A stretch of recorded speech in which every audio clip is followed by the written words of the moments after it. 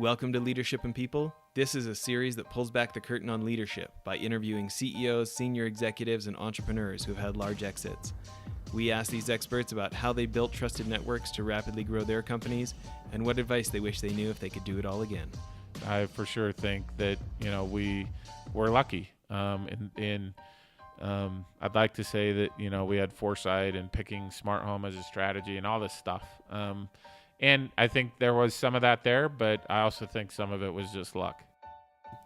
Alex is with us here today. He's the president of Vivint. We've been talking about Vivint Smart Home, if you know Vivint Solar also. But Alex Dunn, if you missed part one, you really need to go back and hear about raising money from Goldman Sachs and other folks. But to start this episode off, Alex, I'd love to hear, thinking about someone who sets an example for how to treat other people. You brought up your partner, CEO of Vivint, Todd Peterson. Can you talk about him for a minute?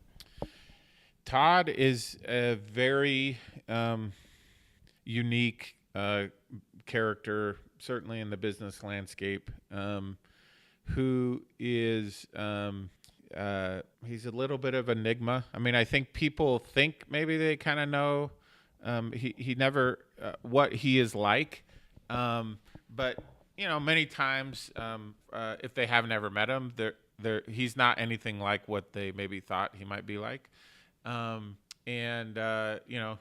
He has, in the 12 years I've been here, has never worn a business suit in fact, he never wears more than like jeans and a t-shirt, and typically a hat, to any meeting I've been in. And, we've met with, there's been some very important meetings that typically people would not be wearing, jeans and a t-shirt. But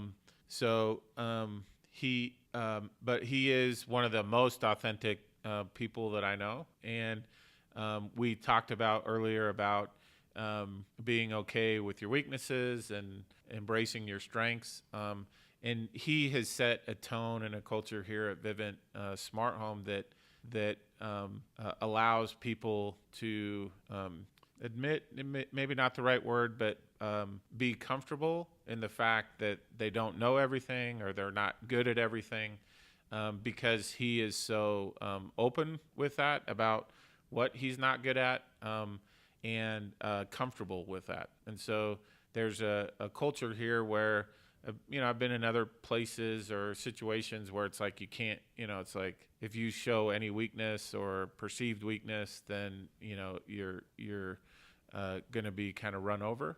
The truth is we all have weaknesses. We all have our weaknesses and the flat sides or our and we all have strengths. And I think if you focus again more on those strengths, and he has set that tone here by being okay with the fact that there's things he's exceptionally good at, and then there's he has a very short attention span. Meetings, he hates meetings. We're lucky to kind of keep him engaged for 15 minutes.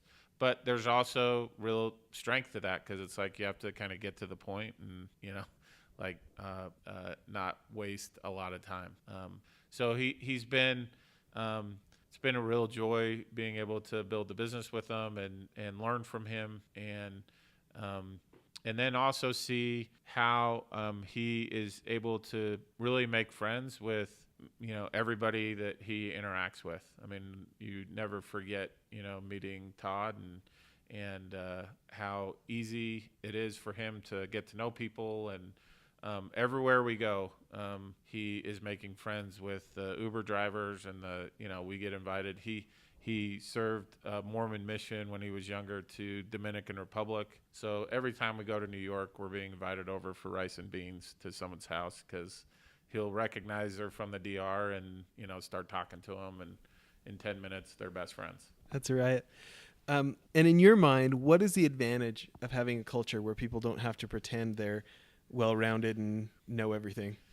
So I think on the flip side of that, we have a culture where we expect you to be really good at whatever it is that you're responsible for. But I think what it does is it really fosters a lot of trust. Because look, everybody has insecurities and everybody has weaknesses, and if you're in a culture where you're not really allowed to kind of expose that, then you're kind of you're missing, I think, an element of trust. When you kind of expose all of who you are, and you fit into that team based on all of that, then there's a really high level of trust. And I would say we have an exceptional management team with people from all over the country and a bunch of different industries, who have, in their own right, we probably have 5 or 6 people here that could run the company. And we've been able to get them, and every one of them has said this, that this has been the most unique culture they've ever worked in, because it's more about the team than it is about any of the individuals. And obviously that has to start at the top with Todd. And he will say that he will say, he's not, when we make decisions, we're making those as a team together. Nothing is being dictated. And I think it's led to a tremendous amount of our growth, because there's no bottleneck. We've broadened the team, which then has broadened our capacity. And many times entrepreneurs have a really hard time transitioning from small company to a bigger one, because you need to give up. It's about, I think, to successfully make that transition, it's about actually giving up control, not maintaining control. And typically an entrepreneur has gotten to where they've gotten to by controlling everything. And Todd has been able to really successfully make that transition. And so part of it is, it's a very strong culture, a lot of trust, and we're okay that different people bring different strengths to the table, which also mean they bring different weaknesses to the table as well. So let's talk about this. I mean, it sounds like just a lot of deep self-honesty, right? Thinking about large transactions like Vivint Solar going public, or the $2 billion transaction with Blackstone. Can you talk about, because those are definitely temptations to put on have a cardboard cutout version of ourselves we want everybody to believe in, and right? Yes. Can you talk about what it was like to do those transactions and to be in that space where maybe there can be temptations to maybe not be as honest about all of that? Yeah. So I think the word we would use for all that is just authenticity. It's like, look, just, be who you are. And there's parts of us and parts of what we've accomplished that are amazing, but there's also, that we have weaknesses, and there's been lots of failures too. And we're the first to kind of embrace those and talk about them and say, here's what we learned. And, we've certainly had our fair share of failures. And I think we're not a culture that likes to fail at all. So, I'm not sure I subscribe to the, hey, we celebrate failure. We don't celebrate it. We hate it. But we also are, we understand that if you are innovating and pushing the envelope, that you're probably going to fail sometimes. And so as long as the reason you're failing is because you're pushing hard and trying to get, to new places, then we're okay with that. If you're failing because you just aren't good at what you do and you keep failing, then you're probably not going to last super long in our culture. With the Blackstone transaction, I mean, truthfully, when I first got here, and put the deal together with Todd and some other partners that were at the business back then that aren't here now, Keith Nellison and Sean Brenchley. When we put the deal together, the original investment thesis was, and the business was valued at like $25 million back then. So that was like 12 years ago. And the original investment thesis was we could build like a $250 million business. And as we got into it, Todd and I were talking to each other, and I distinctly kind of remember, when I told him that, he actually was like, $250 million? Are you crazy? There's no way we can do that. And I'm like, I really think we can. And so then we just started ratcheting it up. After a while, I I remember having a conversation with him one night, and he's like, "What if we could build like $1 billion business?" And I'm like, "No, I think you're crazy. I don't think we can do that." And then we started to think about, well, here's what we would have to do, and you know, and for us, it was never like about the money. It was always about like, well, here's kind of what that would represent. Then it went to, back then it was like we like kind of put this plan together, and we're like, hey, we actually think we could build like a multi-billion-dollar business. And we didn't talk about it much, honestly, with other people, because we knew they would think we were crazy, and it was just easier not to explain it. So we just didn't talk about it. At least externally. We did internally. And I think the way that you kind of get to those kinds of results is really mostly about focusing on the inputs. And what we did is we said, hey, here's maybe where we want to try and get to. So that $2 billion number. So then we said, okay, what kind of company would we have to build in order to accomplish that? And then we didn't forget about the $2 billion, but if we talked about the $2 billion, it was more representation of what we would have to do every day in order to build the kind of company that would be worth that much. And so it was more about the inputs. And so then we just went and started focusing every day on, okay, here's what we need to do today. We had a broad strategy that was guiding those daily decisions. But, the strategy, honestly, it was, if you probably took all of the combined hours that was spent on developing the strategy, it might be like 72 hours. The strategy wasn't that hard to figure out. It was more about the execution of that strategy. And we spent, every day kind of executing on it. So we just kind of were doing that. The interesting thing was there were times during that we were like, hey, we're on the path, we're doing this, we're going to accomplish our goals. And there were times where it felt like we were worth nothing. And in fact, a year before we sold for $2 billion, we had some issues with a credit facility, and we had some covenants on that credit facility that we were getting very close to. And if you never ever want to trip a covenant in a credit facility, because then the bank essentially controls your company. And we were managing these covenants like on a daily basis. Well, not even daily, like hourly basis, to make sure we were not tripping them. And it was temporary. We knew that over the course of 12 months, we would like get back to normalized. We had ordered too much.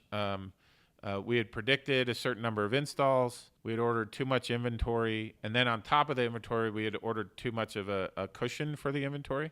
So we had a bunch of inventory sitting in the warehouse, and it wasn't turning into recurring revenue for customers. And because of that, it was getting very close. And all we had to do was use that inventory in like 6 months from now to generate customers, and we'd be fine again. But it was as close to, a life-threatening kind of in terms of business, life or death situation I've ever been in, and was very, very stressful.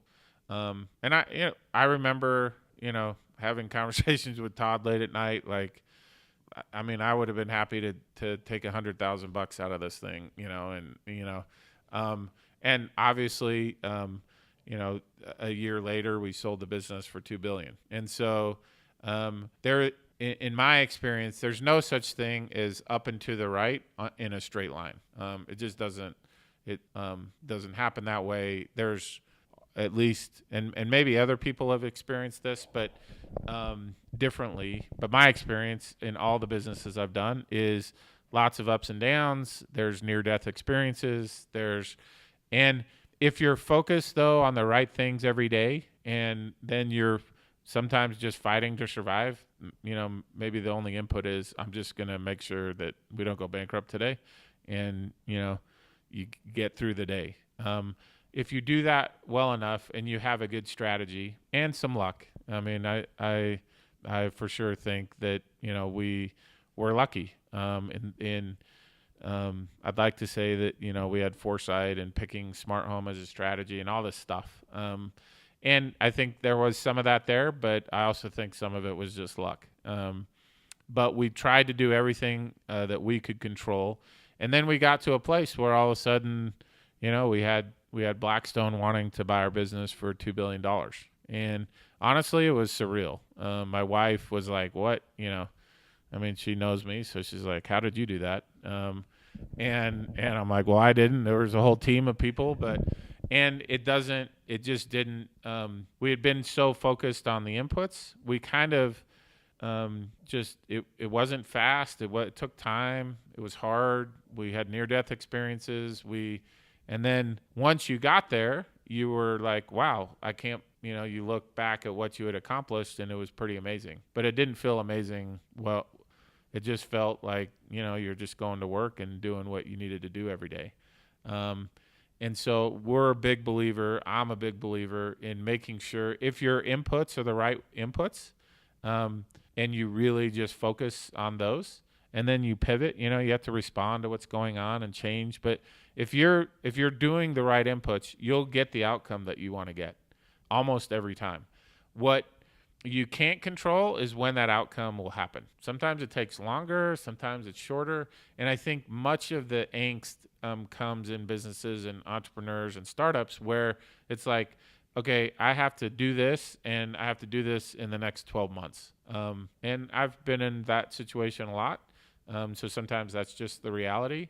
But if I had to give advice, I would say if you can give yourself as much runway and as much time as possible to get to your goal, because if you do if you're focused on the right inputs, you will get to your outcome. And give us some examples of inputs for people who may not know exactly what you mean there. Yeah, I think it's different for different businesses, but for us, there was a few metrics that really mattered. Obviously, acquiring new customers is like a really important input for any business. And many times I think, we see a lot of these companies that get venture capital and they're focused on the product and this and that. And it's like, well, how are you going to create customers? And they're just going to come beat our door down. Typically, that's not how most businesses. There's a few social media companies that I think have been able to create that, but typically you're having to create customers. It doesn't just happen spontaneously. So focused on, well, what are we doing to create customers? What channels are we developing? How is that working? Finding kind of a winning strategy and then really doubling down on that.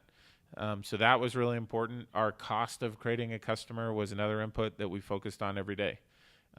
Attrition. So once you got a customer, once you got a customer and you knew, how much it cost, well, what's the life cycle of a customer once they come in? What were our service costs? So that was another really important input that we focused on every single day. And so really for our business, it's like, that was it. If we focused on creating customers at a good creation cost and have a, low attrition, and our servicing cost was good. And then what was the ARPU per customer? If I manage those 5 things, that's 5 or 4, if I manage those things, then we were going to get a good outcome. And so when things got super complicated or hard, or it's like you just go back and say, look, these are the things that matter in our business. And I fell into the trap early on in my first company and my first 2, where you could come in and spend all day on stuff and feel like, wow, I knocked off 100 things on my list. And then I'd look and say, I don't think I created any value for my business today. I put in, the phone system got installed and this happened and I fixed this, I did this HR issue, and those things need to happen. But many times as an entrepreneur, you can kind of, I think, mistake movement for progress. And so that's why it's so important to identify, well, what are the inputs that are going to make my business valuable? And I should be making sure I'm doing those and excluding the ones that maybe aren't going to contribute to that value. So for me, for our business, those were the inputs. And the funny thing is, those are still our inputs that we're focused on. There's a lot of things that flow from that. So it's not, our servicing cost can be broken down into 100 other things. And we do that and have that detail, but it all flows up to, hey, what's our what is it? Are we creating customers? What's it costing us to create customers? What's our ARPU? What's the average attrition? And then what's the servicing cost? And then I can know by looking at those metrics if we're growing and creating value as a business or we're not. And I have reports that I look at every day, and we still actually are just doing that. And I think we're still creating a tremendous amount of value for the business. And there's ups and downs that you go through in that, but those are the inputs that matter to our business. And just quickly before I ask this next question, what was the solar transaction? What were the numbers on that when you? Well, solar has been an interesting up and down ride for us. We love our solar business, and so we incubated that and spun it out. We took it public. For, I think it was close to $2 billion, or it was $1.5 billion to $2 billion. We then actually sold that business to a company called SunEdison. And we sold it for 2.1 or 2.2 billion. And so we signed on the deal. And typically when you do, SunEdison was a publicly traded company. Typically from signing a deal to closing is 6 to 12 months, depending on regulatory approvals and financing in place and all that stuff. But when you've signed a deal, you've sold the business. And in fact, we had sold the business, and SunEdison was essentially running it. We were running it, but we couldn't actually make any changes to the business unless they approved. So they owned the business. They hadn't given us the money yet. So from the time that we signed to the time we closed, when we signed SunEdison, and they had like 3 companies that were in kind of an umbrella of companies that were all together. I think had something like a $15 billion market cap. And when we were supposed to sign, they had a $500 million market cap, and they actually went bankrupt. And so we backed out of that deal, obviously, before they went bankrupt. We backed out, and then the stock price of the solar business tanked because both of industry factors, and we backed out of this deal that valued the business at over $2 billion. So then Vivint Solar was a few $100 million dollars, and we're now kind of building that business back up. Its stock price is, this year grown by I think like 75%. So it's we're starting to build it back up, but that's been a really interesting ride. And the CEO over there, David Bywater, now was the COO at Smart Home Business. We're working closely together. There's kind of a common ownership structure in the non-public equity, and so the truth is that Todd and I's vision of Smart Home includes energy. It's a big part of it, and so we always wanted the customer to be able to have a smart home, and we think a part of Smart Home is both energy production and energy management. And so solar kind of fits into that broader vision, but is a standalone company and kind of runs on its own. And we have a really good relationship and partnership between the companies. That's great. Well, kind of closing off here on part 2 of the episode of the interview. I was thinking about what you were saying about, you spent 72 hours really on the strategy, and then you did the right inputs long enough. Yeah. Right. And, we had John Pastana on the show a week ago, and, he's part of the Omniture guys that sold to Adobe for the $1.8 billion, right? Yeah. And he said a similar thing in a way. He said, you got to start with a business that could become $1 billion business. He's like, when I was looking through the ideas, I wasn't interested in anything that didn't have a realistic model that could be at least $100 million in revenue. Yep. Right. And that was his starting point. And then you had to go do the right things. Yeah. Right. Any advice for someone else out there who's thinking, okay, what are the things I need to ask myself of, is this legitimately something that can be $1 billion business or could do $100 million in revenue plus or something? So I actually would agree 100% with what he says. I think that's right. I do think that there's a lot of very valuable businesses that have been created from businesses that I don't think started out as companies that had a clear path to $1 billion. We're one of those companies. Yeah, I was gonna say, well, you guys, starting off as a 25, and then should we be 250, Well, and then you had Todd, to make those Todd decisions. really had started that way before that, and he started selling pest control door to door is what the origins of our company are, and that certainly wasn't. I don't think I'd look at that and say, hey, that's a multi-billion-dollar business you got there, and so, but I don't think that contradicts what John says. I think maybe had. If Todd had sat down and said, hey, I'm starting, his kind of just happened. And so if Todd had sat down and said, hey, I'm starting something, he maybe wouldn't have started the way he did. So what I would say is that I think execution leads to a lot of opportunity. So if you execute well, we've pivoted and changed our business, 5 or 6 times. And that's what's allowed us to get to where we're at. So that kind of successful execution.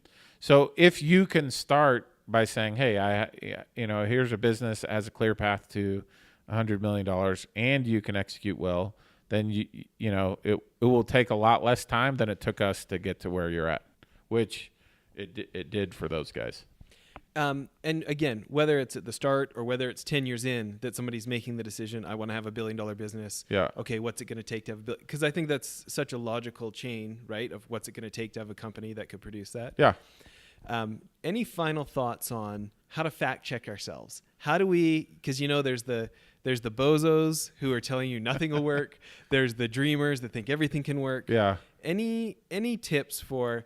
I got to be honest with myself. I got to have enough confidence to try something that hasn't been done maybe, but I got to have enough reality that I'm not barking up the wrong tree. That navigating that subtlety. Yeah, no, I actually think a lot about this because I have a lot of people come and tell me stuff and I'm like, I don't know if I should encourage them to, chase that dream because I'm not sure it's going to work, but I could be wrong too. And I'll tell people that. And so I think the advice that I would give is you should listen to not the people who think everything's going to work. You should listen to the people who think nothing's going to work and understand exactly why they think it's not going to work, and list it all out. So here are the 25 reasons and go talk to 10 people. And, usually you'll start to build a consensus like, okay, here are the reasons why this isn't going to work. And then you better have a good path or reason why you think you can make those 25 things work, right? It can't just be, well, I'm really good, so I'm gonna make that work. It's like here are the 25 reasons why they think it's not gonna work, and here's how I'm gonna overcome those 25 reasons. So I would say, don't fight the naysayers. Like, prove them wrong. And you don't prove a naysayer wrong by just trying to not talk about the problems.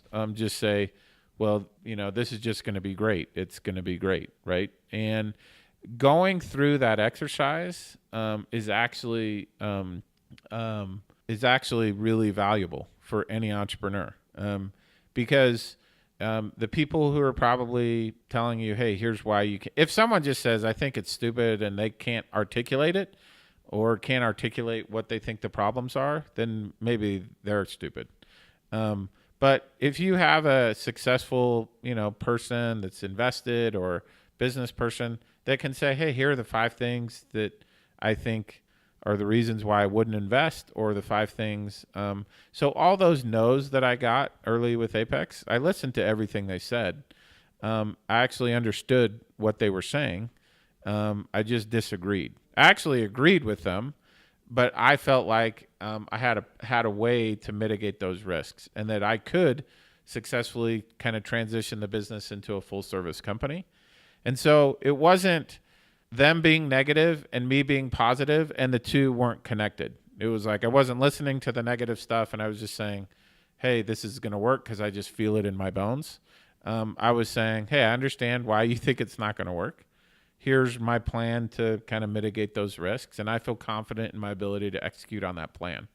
And so my advice would be don't listen to the people who think you're going to be successful. Listen to the ones who think you're going to fail and understand why. And then if you have a credible plan, and now it just comes down to like a difference of opinion, like, well, I think, you won't build a call center that does this, or you won't. And you're saying, nope, I will. Then that's different than saying, I don't have any idea what I'm supposed to do, but I just feel in my bones that I'm supposed to do it. It's like, well, that I wouldn't, that person's going to fail because it's likely that all of the problems that those intelligent people are bringing up are problems you're actually going to have to deal with in building the business. And so if you know that early and you have a plan to get through those problems, you're increasing your chances of success by a lot. And so that's probably how I would say, listen to you don't have to agree.